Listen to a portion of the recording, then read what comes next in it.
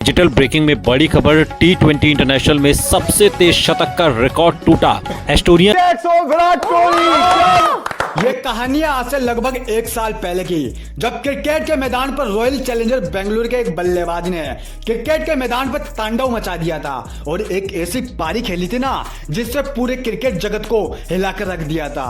28 अप्रैल 2024 जगह अहमदाबाद का नरेंद्र मोदी स्टेडियम। बेंगलुरु के सामने थी गुजरात टाइटल, वो टीम जो पिछले साल आईपीएल का किंग बनी थी। इस टीम की कप्तानी भारत के प्रिंस शुभमन गिल के हाथों में थी। 3 मैचों में लगातार हार के बाद बेंगलुरु टीम ने अपने स्क्वाड में एक ऐसे बल्लेबाज को शामिल कर लिया था जो अगर मैदान पर बैटिंग करने आता तो गेंदबाज उससे कांपने लग जाते थे।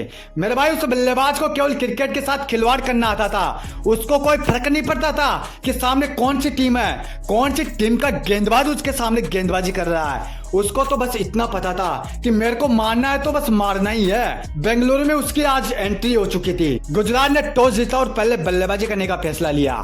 साई सुदर्शन के 84 रन और शाहरुख खान के 54 रन की मदद से गुजरात ने अपने 20 ओवरों में 200 रन का टारगेट खड़ा किया, जो 20 ओवरों में कोई आसान स्कोर नहीं था। और बेंगलुरु के लिए तो बिल्कुल भी आसान नहीं था, क्योंकि यह टीम पिछले 3 मैचों में एक शर्मनाक हार के बाद चौथे मैच में जीत के इरादे के साथ उतरी थी।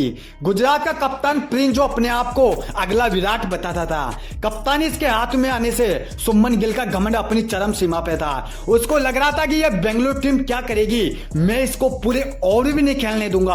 अपनी इसी सोच के साथ वो अपने सभी गेंदबाजों के साथ, अपनी फौज के साथ मैदान पर उतरता है। उधर से बेंगलुरु के 2 दिग्गज बल्लेबाज, कप्तान और पूर्व कप्तान भी अपने काम को अंजाम देने के लिए मैदान पर उतर जाते हैं। फेफ डुप्लेसिस और विराट कोहली। आज पूरी बेंगलुरु टीम की सारी इज्जत विराट कोहली और कप्तान के हाथों में थी।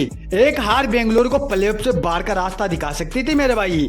पर मैच की शुरुआत होती है और पहले ही ओवर में कप्तान ने बैक टू बैक 2 छक्के के साथ मोहित शर्मा का एक बेहतरीन तरीके से स्वागत कर दिया।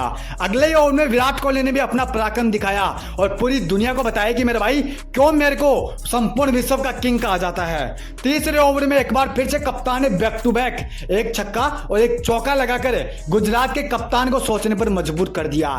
लेकिन कप्तान का यह काउंटर अटैक ज्यादा देर तक नहीं चला और वो 12 गेंदों में 24 रन बनाकर शाही किशोर का शिकार बन जाते हैं। कप्तान जब आउट होकर मैदान से लौटा तब उसने अपने टीम स्टाफ को इशारा करते हुए कहा कि अपने उस बल्लेबाज को मैदान पर उतारो जिसको मैंने आज इस मैच में विध्वंस मचाने के लिए बुलाया है। मैदान पर अब उस बल्लेबाज की एंट्री हो चुकी थी जो आज पूरी गुजरात को नंगा नाच कराने वाला था। मेरे भाई, उस बल्लेबाज का नाम था विल जैक्स। विल जैक्स के कदम जब मैदान पर पड़े ना मेरे दोस्त, तब गुजरात का कप्तान घबरा गया था और उसने डर के मारे अपने उस गेंदबाज को उसके सामने उतारा जिसका सामना आज तक कोई भी बल्लेबाज नहीं कर पाया। अपने आप को शहंशाह समझने वाला वर्ल्ड का नंबर 1 से नंबर 1 बल्लेबाज भी उस गेंदबाज के सामने अपने आप को सरेंडर कर देता था। उस गेंदबाज का नाम था राशिद खान। लेकिन जैसे ही ये गेंदबाज विल जैक्स के सामने आया तो वो उन पर एक भूखे शेर की तरह टूट। राशिद खान के पहले ही ओवर में विल जैक्स ने 2 छक्के और एक चौके के साथ प्रिंस को कहा कि क्या तुम्हारा एक गेंदबाज आज मेरा सामना कर पाएगा? बिल्कुल नहीं। एक तरफ से विल जैक्स तो दूसरी तरफ से विराट कोहली। अब गुजरात के गेंदबाजों को भगवान बचाए। अपने पूरे कप्तान को आक्रामक होता देख विल जैक्स ने खामोश रहना ही सही समझा। आज बेंगलुरु का पूर्व कप्तान गुजरात के गेंदबाजों को इस तरीके से चुन चुन कर मार रहा था ना कि वो मानो कोई गली के गेंदबाज हो। लेकिन मेरे भाई, असली खेल तो अब शुरू होने वाला था। विल जैक्स जो थोड़ी देर पहले खामोश था, लेकिन जैसे ही एक बार फिर से राशिद खान उसके सामने आया तो विल जैक्स के दोनों हाथ राशिद की ओर बढ़ गए। यह वही ओवर था मेरे भाई जिस ओवर में इस मैच की कहानी पलटी थी। राशिद खान को उसकी असली औकात पता चली थी। इस ओवर के बाद अब गुजरात की कहानी बदल चुकी थी और बदल रहा था गेंदबाज, बदल रहे थे गेंदबाजों की पोजीशन, पर विल जैक्स का काम नहीं। कभी गेंद इधर जा रही थी तो कभी गेंद उधर जा रही थी। विराट कोहली भी दूसरी तरफ से खड़े होकर विल जैक्स की इस पारी पर तालियां बजा रहे थे। विराट कोहली को समझ में नहीं आ रहा था कि आज विल जैक्स करने क्या वाला है। मेरे भाई, इस मैच में ऑलराउंडर आ चुका था। सन 2016 में जब यूनिवर्स बॉस एबी ड्यूलिस अपने आतंक से पूरी दुनिया को हिला दिया करते थे ना मेरे भाई, आज वही काम बखूबी बेंगलुरु की तरफ से विल जैक्स कर रहे थे। बेंगलुरु का कप्तान फेफ डुप्लेसिस ड्रेसिंग रूम में बैठा बैठा इस मैच का सारा तमाशा देख रहा था। गुजरात के गेंदबाज इस अकेले बल्लेबाज के सामने तराईमाम करने लगे थे।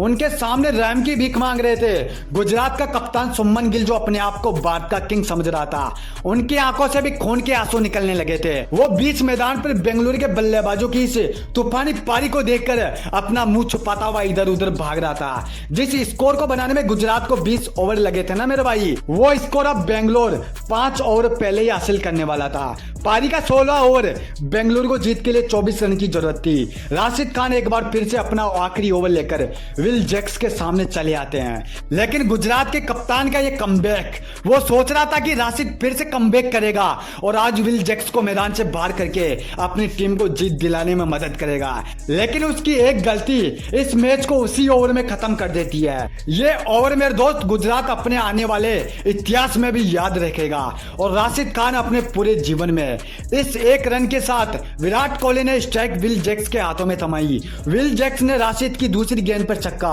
तीसरी गेंद पर छक्का, चौथी गेंद पर चौका, पांचवी गेंद पर फिर से एक बार छक्का और आखिरी में जब बेंगलोर को जीतने के लिए 1 रन की जरूरत थी ना मेरे दोस्त, तो फिर से उसने एक बार छक्का लगाकर आईपीएल के इतिहास में 41 गेंदों में शतक ठोककर अपनी टीम को जीत दिला दी और राशिद खान को सदमे में पहुंचा दिया।